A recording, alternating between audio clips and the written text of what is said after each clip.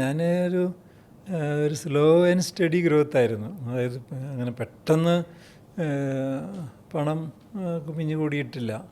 ഞാൻ പറഞ്ഞില്ലേ 49 വർഷം എടുത്തു ഇതുവരെ ഈ ലെവലിൽ എത്താനായിട്ട്. അടുത്ത വർഷം 50th ഇയറാണ് ഞങ്ങളുടെ.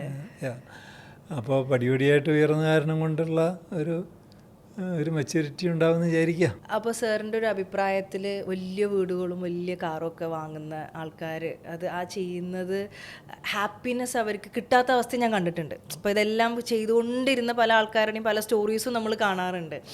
There is something they are missing. എന്തായിരിക്കും അതെന്ന് എപ്പോഴെങ്കിലും ആലോചിച്ചിട്ടുണ്ട്? അതായത് എല്ലാം ഉണ്ട് അവർക്ക്, പക്ഷേ സോൾ ലെവൽ. ഇപ്പോൾ എനിക്ക് തന്നെ പേഴ്സണലി എനിക്ക് എൻ്റെ രണ്ടാമത്തെ ബേബി ആയപ്പോൾ പോസ്റ്റ്മോർട്ടം ഡിപ്രഷൻ വന്നു. സത്യത്തിൽ എവറിത്തിങ് ഐ ഹാവ് ചുറ്റും നോക്കുമ്പോൾ, പക്ഷേ മൈ സോൾ വാസ് ക്ലോസ്ഡ്. അത് ഞാൻ തന്നെ സ്വയം റിയലൈസ് ചെയ്ത് അതിൽ നിന്ന് റിക്കവറായി പുറത്ത് വന്നതാണ്.